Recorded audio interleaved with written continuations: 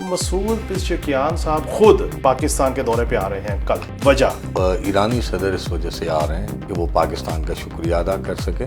اگر ہمیں انرجی میں کہ کرائسس میں ایز آؤٹ ملتا ہے تو میں یہ سمجھتا ہوں کہ پاکستان کی اکانومی میں بہت بڑا میجر ریلیف آ سکتا ہے. ایران امریکہ کے درمیان جو کنفلکٹ ہے وہ ساری دنیا کے لیے مفاد میں نہیں ہے، تو ہم امید کر سکتے ہیں کہ یہ 60 دن میں یہ معاملات طے ہو جائیں. مگر مجھے اس میں سب سے بڑی رکاوٹ خود امریکہ کا صدر لگتا ہے. السلام علیکم ناظرین، میں ہوں کاشف رفیق. آپ دیکھ رہے ہیں پروگرام خبر کیا ہے، اور میرے ساتھ روزانہ کی طرح موجود ہیں میرے دوست، میرے ساتھی ایم بی سومرو.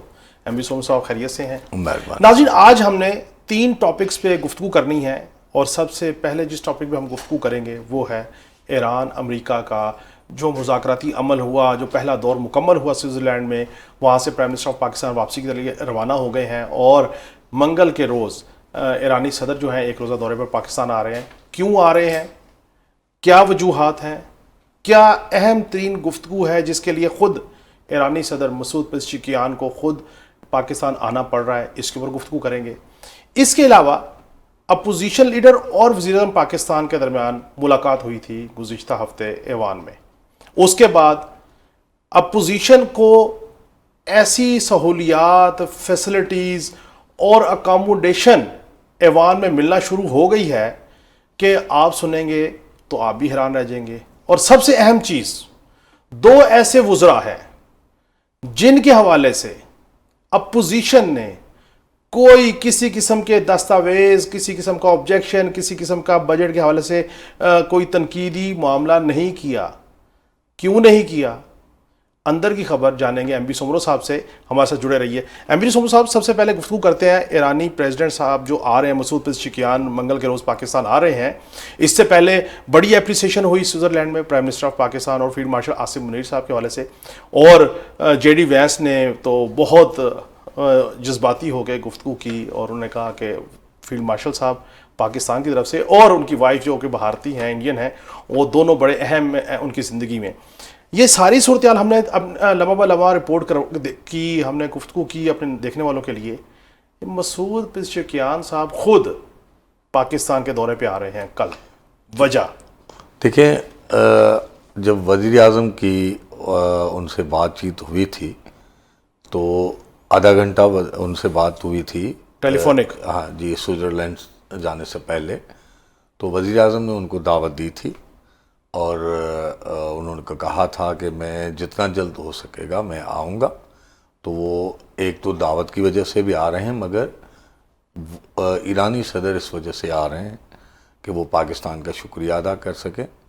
اور صدر صاحب سے بھی ملاقات ان کی ہوگی، اور وزیر اعظم صاحب کے ساتھ ملاقات ہوگی، اور ظاہری ان ملاقاتوں میں army chief field marshal Asim Munir صاحب بھی موجود ہوں گے. تو اصل میں جب وزیر اعظم سوئٹزرلینڈ جا رہے تھے تو مجھے اسی وقت ہی لگ رہا تھا کہ یہ نیگوسیشن کامیاب نہیں ہو پائیں گے. اس کا سبب یہ تھا کہ جو اسرائیل نے دوبارہ یہ کہنا اچھا ہوگا، اس ٹائم کی بات کریں جب دورہ منسوخ ہو گیا تھا، ملتوی ہو گیا تھا، دوبارہ وزیر اعظم جب جانے لگے تھے تو اس وقت بھی مجھے لگ رہا تھا کہ یہ بات چیت نہیں ہو پائے گی، کیونکہ اسرائیل نے لبنان میں پھر حملے شروع کر دیے تھے، لوگ مرنا شروع ہو گئے تھے، اور ایران سخت تحفظات کا اظہار کر رہا تھا. مگر جو اسرائیل نے تو جو کیا سو کیا، ان کا تو ایسے لگتا ہے کام ہی ایسے ہے کہ دنیا میں امن نہ ہو. وہ اس جنگ کو جاری رکھنا چاہتا ہے. مگر اس سے بھی زیادہ امریکی صدر نے تو اس امن معاہدے کو آگے بڑھانے کے لیے جو ٹاکس تھے، ٹرمپ نے خود اس پہ خود کچھ بمباری کر دی. وہ کیسے؟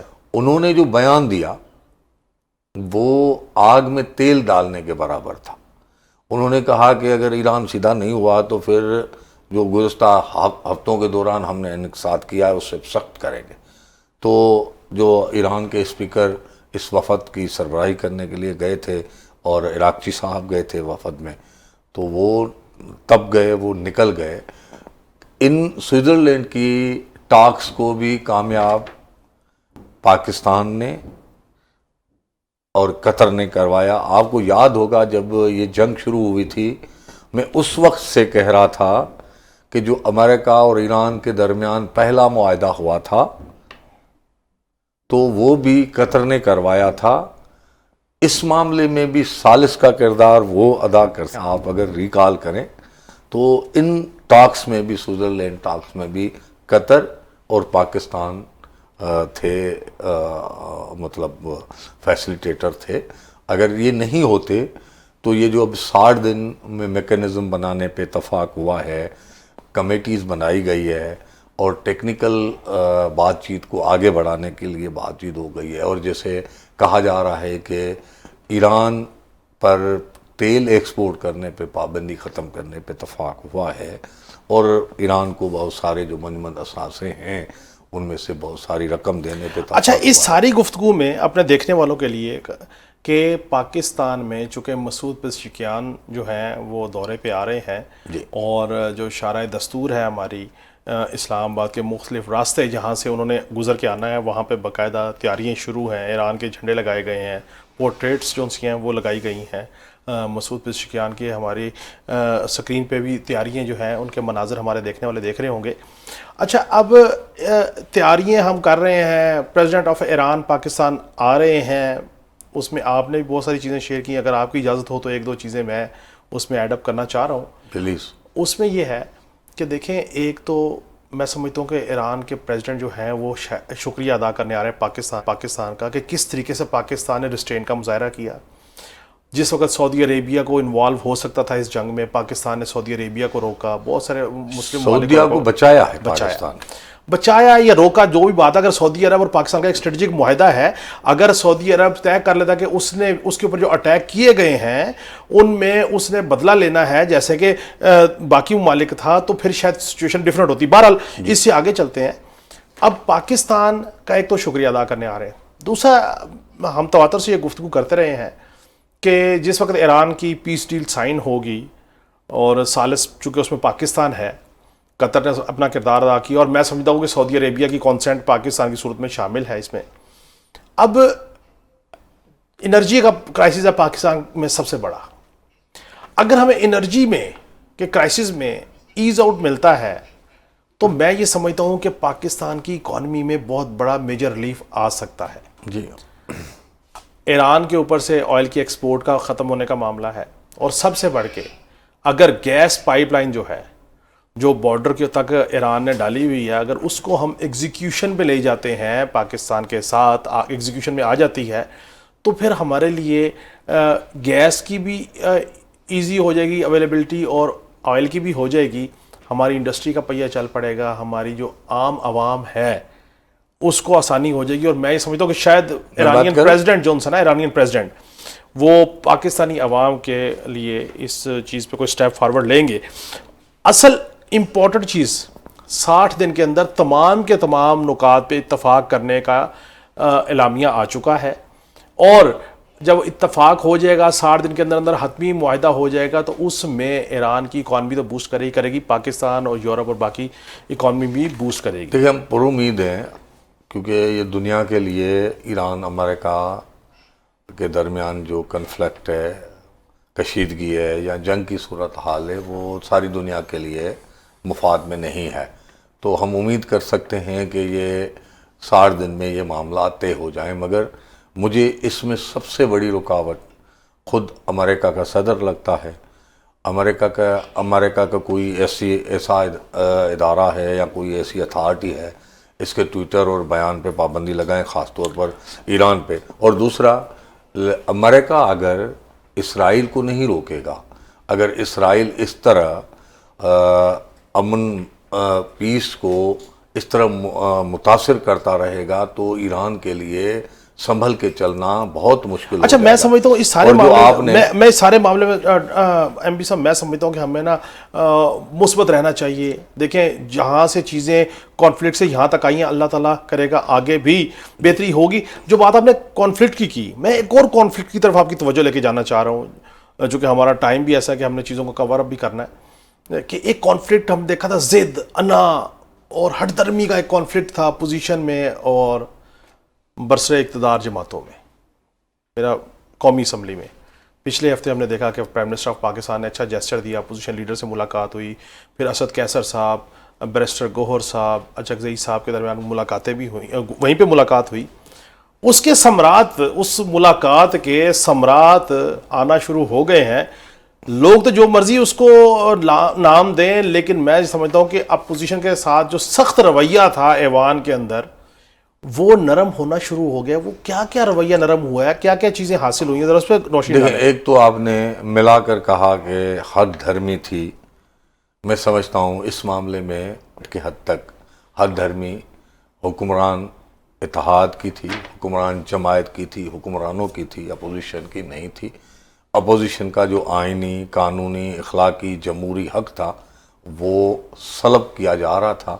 اپوزیشن لیڈر سے لے کر اپوزیشن کے سارے اراکین کی کسی کی بھی تقریر نشر نہیں ہو رہی تھی.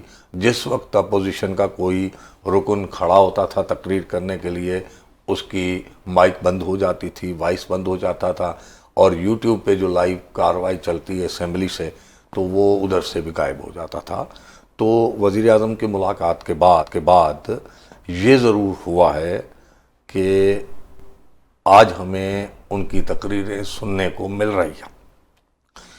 وہ جو ریاست کے خلاف بات کر رہے ہیں اسی چیز کو صرف میوٹ کر رہے ہیں. باقی آج اپوزیشن کے اراکین کی تقریریں دکھائی گئی اور وہ چل رہی ہیں, تو کوئی بھی ٹی وی چینل چلا سکتا ہے. اچھا, ایک جملہ جی جو آپ نے بات کی, دیکھیں کبھی بھی ہٹ درمی اور انا یک طرف رہتی, دو طرفہ ہوا کرتی ہے. جس اپوزیشن کو آج آپ کہہ رہے ہیں کہ بڑی مظلوم ہے, اس اپوزیشن نے جب برسر اقتدار تھے تو انہوں نے بھی کم نہیں کیا. وہ کل تھا ان کا, کل تھا نا, آج کی بات میں اگر وہ کل تھا نا تو آنے والے کل میں بھی ہم اس طرح کی گفتگو کریں گے. رویے ہوتے ہیں. دیکھیں آج اگر اپوزیشن نے اس بات کو ایشور کیا ہے کہ اقبال آفریدی جو ہے وہ بات تو کل پی ٹی آئی نے اگر غلط کیا تھا تو کیا تھا تو اس کو جسٹیفائی کریں گے کہ کل غلط کیا تھا. میری بات سنیں, آپ یک طرفہ لائن لے جاتے ہیں. بلا میری بات میں کبھی نہیں کرتا. نہیں, میری بات تو مجھے بات کرنے کا تو حق ہے نا جی. آپ کو بالکل آپ میرے سے اختلاف اظہار کریں. مسئلہ یہ ہے کہ آپ نے غلط کیا, آپ میں اتنا ظرف ہونا چاہیے نا کہ آپ معافی مانگے, آپ کہیں کہ ہم سے غلطی ہوئی. یہ ظرف ہے ان میں. آپ نے اس محمود اچکزئی کو جس نے آپ کے خلاف عدم اعتماد لے کے آئے, آپ نے ان کو مجبوری میں اپوزیشن لیڈر بنایا. آپ کی جماعت کے شاہد خٹک نے ان کے اوپر الزامات رکھے, یہ معافی مانگے پہلے. اچھا مسئلہ یہ ہے, ہمارا پرابلم یہ ہے کہ ہم کہتے ہیں جی جو ہم نے غلط کر دیا وہ ہمارا استحقاق تھا, آپ آئندہ نہ چلیں. یوں نہیں ہوا کرتا. میرا مدعا سر, میرا مدعا یہ ہے, میری عرض یہ ہے کہ آپ نے اقبال آفریدی کے اوپر سے پابندی لفٹ ہوئی, اسپیکر صاحب نے کی نا, کیوں کی؟ گارنٹی دی گئی فلور آف دی ہاؤس پہ کہ وہ ملازمین کے ساتھ مس ہینڈلنگ نہیں کریں گے, گارنٹی دی گئی نا. تقریریں اوپن ہوئیں, اسپیکر صاحب کو کیا گارنٹی کہ آپ ریاست کے خلاف, اداروں کے خلاف, عدلیہ کے خلاف تقریریں میں نہیں بولیں گے تو ہم نہیں چلنے دیں گے. آپ نے ابھی کہا کہ وہ میوٹ کر دی جاتی ہیں. حضور بات یہ ہے کہ آپ نے 2 سٹیپ آپ پیچھے آئے, 2 سٹیپ وہ آگے آئے, معاملہ چل پڑے نا. اچھا اب ایشو یہ ہے کہ ہم یک طرفہ طور پہ کسی ایک کو مورد الزام ٹھہرا دیں. اچھا یہی سیاسی جماعت تھی جس نے محمود اچکزئی کو اتنا ٹرول کیا کہ جی آپ امریکہ امن معاہدے کے حوالے سے مخالف بیان دیں. ٹھیک ہے, قصور دونوں اطراف سے ہے. جب یہ حکمران اپوزیشن میں تھے یہ میڈیا کو گلے لگاتے تھے, آج حکومت میں بیٹھے ان کا معاملہ یہ ہے. اگلی بات جو اصل خبر ہے وہ خبر دیں لوگوں کو, آپ ایسے سیاسی گفتگو کو چھیڑ لیتے ہیں. یہ ہے بھائی جان خبر دیں. تقریر نہیں جھاڑ دی. میں تو دیکھیں جو بات میں سمجھتا ہوں میں نے کی نہیں. آپ میری بات میں نے کہا پارلیمنٹ کی حد تک میں نے بات کی, میں نے ابتدائی بات کی ہے. میری بات سنیں, آپ ملا کر باہر چلے گئے ہیں. پارلیمنٹ کے اندر بھی انہوں نے یہی کیا. اسد کیسر کیا کرتے تھے یار؟ ماضی کو نہ آج کے ساتھ ملائیں, ہم آج کی بات کر رہے ہیں. کیوں؟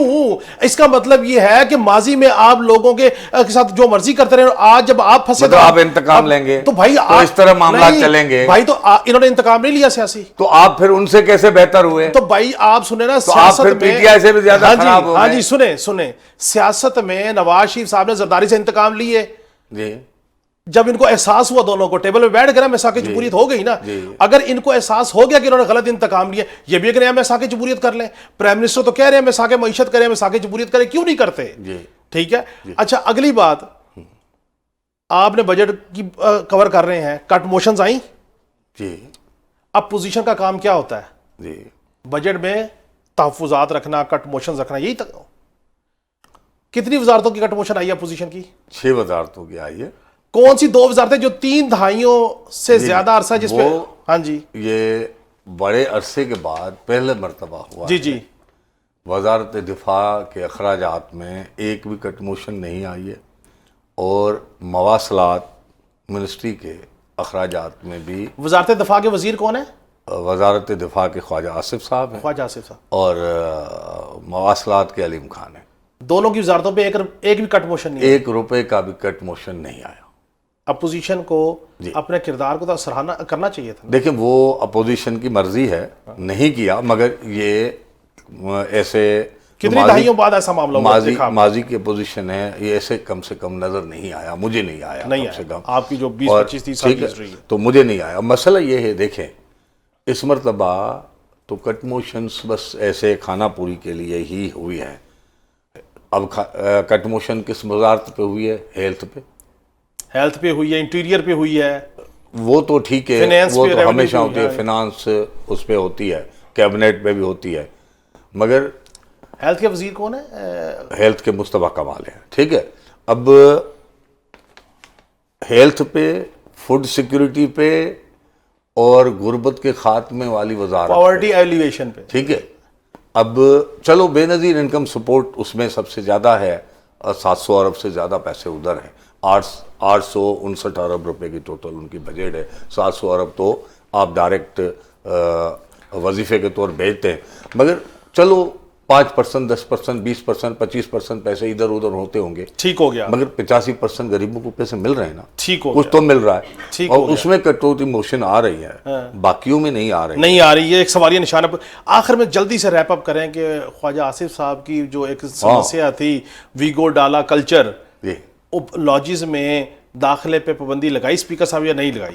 نہیں, وہ خواجہ آصف صاحب کھڑے ہوئے پارلیمنٹ میں, انہوں نے کہا کہ لاجز میں جب شام کا ٹائم ہوتا ہے, واک کرتے ہیں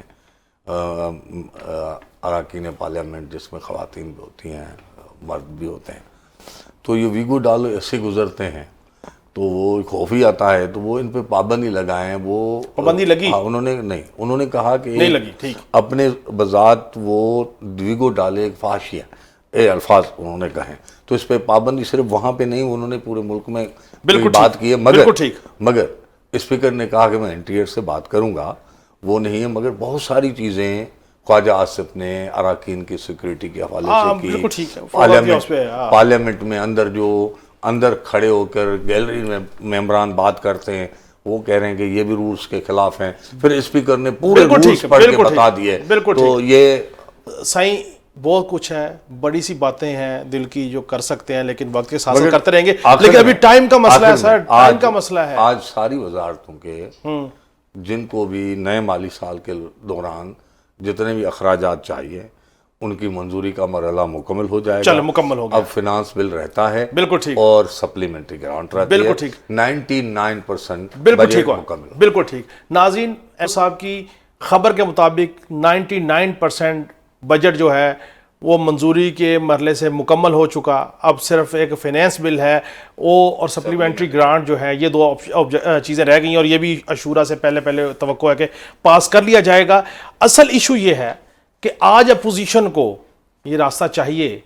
جمہوری لوگ ہیں, سیاسی لوگ ہیں, ہم تو کہتے ہیں گفتگو کریں, بیٹھ کے بات کریں, چیزیں کریں, اور آپ نے دیکھا کہ بجٹ بھی کس طریقے سے پاس ہو گیا. سو عوام اپنی جگہ روتی رلاتی رہے گی, اور سیاستدان اپنی موجیں کرتے رہیں گے. کل پھر ملاقات ہوگی. اللہ حافظ.